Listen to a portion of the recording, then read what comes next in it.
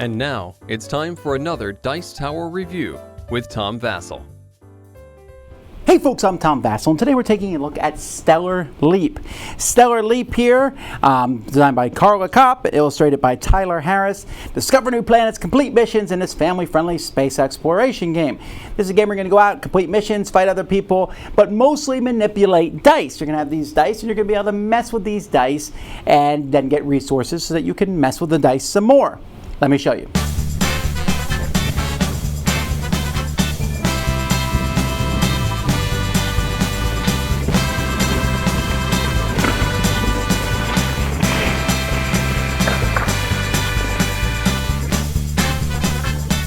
So you're going to be building kind of a galaxy here. So you have these 1, 2, 3, 4, 5, 6 cards out here. Each player is going to get a starting home planet that they're going to be placing on the table. And then players are also going to be picking a race that they're going to have, that they're going to be using over the course of the game. So when you pick an alien, you're going to have 4 different resources down here. You have food, you have water, you have fuel, you have oxygen, and you're going to keep track of these as time goes by. You also have different aliens and your people species that you're going to be able to get out on the board. It's going to show you how many points you get at the end of the game based on how many things you've discovered and how many successful attacks that you've done. Also, each turn you get 2 actions, so you'll be able to keep track of those actions that you take. And then you have 3 special types of actions: labor, mining, and intel. They're called divisions, but they're basically just a special action, and you'll move these down to show that you've done those actions also. Each race also will have a species power, which lets them manipulate dice, can flip or re-roll a die, can change both dice, but the sum of the dice must remain the same. The highest value die is lowered by 1, and or the lowest increased by 1. And you also have these cards here, which are called traits, which is essentially some points you get at the end of the game. So 5 points for every mission completed, 3 for every population you have on a different row and column at the end of the game. So this will keep secret. Everyone will see, though, your species power. Also, there's going to be 1 universal power in play, and everyone's going to be able to use this one. So, for example, in this game, it's subtract the dice instead of adding. So at the beginning of a player's turn, they're going to be rolling the dice. So let's say I roll here, and the 6 column and the 4 column are going to activate. In fact, if I had rolled a 1 and a 3, the 1 column, the 3 column, and then adding them together would have been a 4. Now in this case, I rolled the 6 and the 4 column, so that would have, since this case the universal power says subtract the dice instead of adding, the person who rolled the dice could have used this power to make the 2 column also activate. Or they could have done something else with their species power. Whatever happens, players are going to be getting resources. So if you have one of your aliens on this planet, which is on this mountain area here, you'll get whatever it says up here. So here you get 2 resources of your choice. Okay, so that's what these planets do. And as the game goes by, you're going to have more and more planets show up. So this one here gives 1 food and 2 oxygen. This one gives 1 fuel and 2 oxygen, 1 food and 2 water, as you get people on these different planets. So putting more planets out is something you're going to want to do. In fact, that's one of the actions you can do, is you can draw a planet, or it might be an asteroid, and place it in a row here, and then eventually into another galaxy. Players are going to be able to move from spot to other spot. You can go to another spot. You can go anywhere except for another player's home planet. And to do that, you simply are going to pay 1 oxygen for each person you're moving, and then 1 fuel for each system that you're jumping through and into. When you discover new things, you'll be drawing from a dangerous deck or a safe deck, and the dangerous deck is basically going to cost more fuel to get to these spots, but they're going to give better things, like this one here: 1 oxygen, 1 food, and 2 fuel. So you're going to have these, and you're going to, when you discover a new thing, you're also going to be put a token here to show you're the one to discover it, because at the end of the game you get points for that. Players can also, as one of their special actions, go to an asteroid and mine that. So when you mine an asteroid, it's going to start with some dye on it, and that die is going to go down each time that it's mined. But let's say the die and it's 4. Whenever I mine the asteroid, I'm going to roll 4 dice, and here I would get 5 water plus the sum of the highest die rolled. So each time you deplete it, you're going to probably get less, until eventually I'm just going to be getting 5 water, because there will be no dice left when you go and mine this. Players are also going to be trying to accomplish mission cards. These, you can accomplish one of these each turn as a special action. You're just going to pay the resources, and it will give you rewards, and then you'll keep the card for points at the end of the game. And the missions are going to start in Tier 1, then Tier 2, all the way down to tier 3, where they're going to require a whole lot more resources, but they're going to give you more points and really cool rewards as you get these. This is one of the main ways to get points over the course of the game. So to clarify, you get 2 actions on your turn. One of those actions can be to add a population to where you already have a population. So maybe I'm on this planet over here, Ambition. I can add another one there, and that's simply going to cost 2 food and 1 water. I can always tax, where I can just get 2 resources of my choice, adding them to my player board. And I can discover, where you draw 2 cards from a planet deck and put one of those out. Or you can attack an opponent. If you have the majority of people on a planet, you can attack that and basically scatter and send the other people off to a planet. So it's not like the end of the world. You don't actually kill their stuff. You just send it elsewhere, which means it might not go off when that number is rolled. But at the same time, winning an attack, you get to take one of their tokens, and at the end of the game, successful attacks are going to give you more points, as you've seen.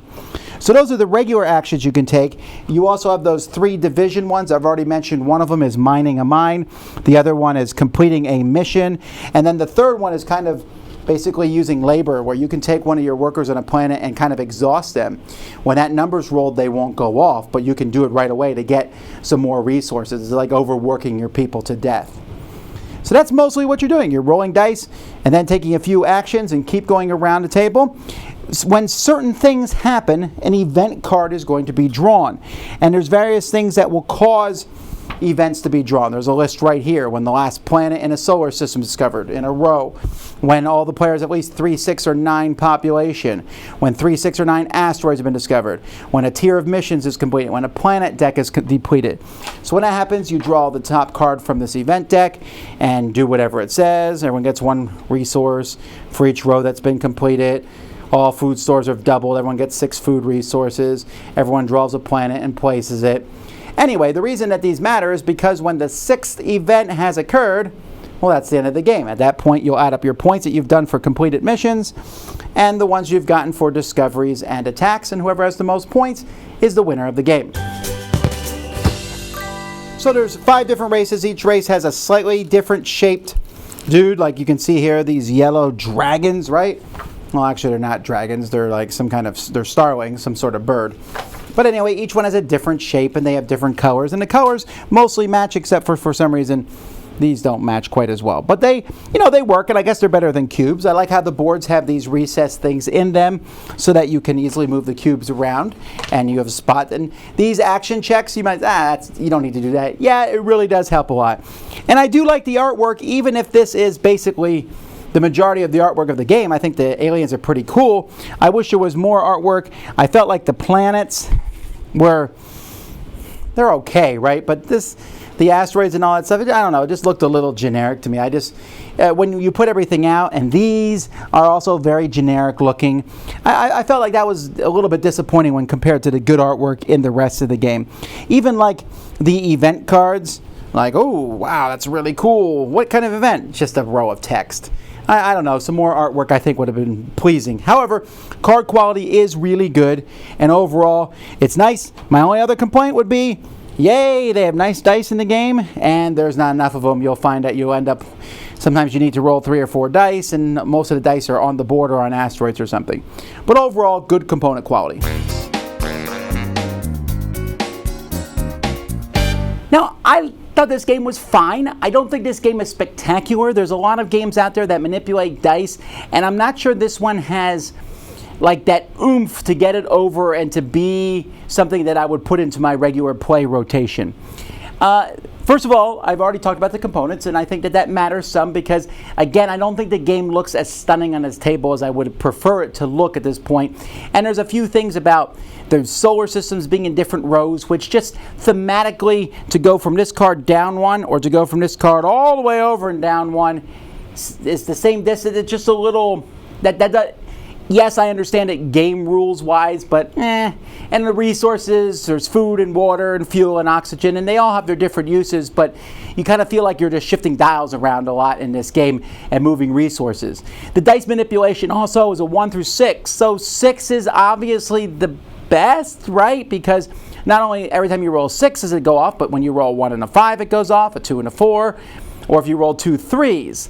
So That's fine, right? Except in the situation I did where you could subtract, then maybe 1's the best. That works, but it's just also lucky. You'll play this game and sometimes your numbers don't get rolled. Or your numbers do get rolled, but the other person manipulates the dice so that they change off where you're at. So you're trying to spread out, you're trying to get out as fast as you can, and you're accomplishing missions, which is basically, do I have the resources needed for that mission right now? Okay, I'll spend them and do it. There's not a whole lot of planning ahead on that because, especially if you're playing with more than 2 players, if you're playing 3 or 4 or 5, other people are going to finish missions, so there's no real use trying to plan. Just get a lot of resources and hope that the resources you have are the ones you need for the missions. So I'm coming across a little negativeness. I don't mean to. Again, I don't dislike the game. I thought the game was pretty simple. There's a few things I had to wrap my head around, like movement is not actually an action. You can just do movement whenever you want as long as you spend the resources. When you move to an asteroid and then you get sent back automatically. So there's just a few minor niggling things that it takes a while to get used to. The mining asteroids, I thought that was a great rule. That's a neat thing. Roll, if there's a 4 on the asteroid, or let's say there's a 2, I get to roll 2 dice. I use the higher one, but then it ticks down to only 1. So next time someone only rolls 1 die and they just have to take what they get. That's a great concept of showing dwindling resources, but still having a little bit of range. Combat in this game is boring as all get out. You just need more than other people, so you can... The other person can see you coming. I guess it just wasn't that exciting, the combat for me. In fact, it's not really combat. It's more of a pushing, shoving match. Get out of my system. So it's middling. That's the way this game is. And unfortunately, there are so many of these really cool dice manipulation and even space games. So I think this is a decent family weight game. I worry that it's just going to get lost in the shuffle at this point in time because there's nothing that's like taking it above and beyond. But it is interesting, and I think that asteroid rule is pretty neat. So that's Stellar Leap. Check it out. Dice Tower Judgment, a pleasant dice placing game.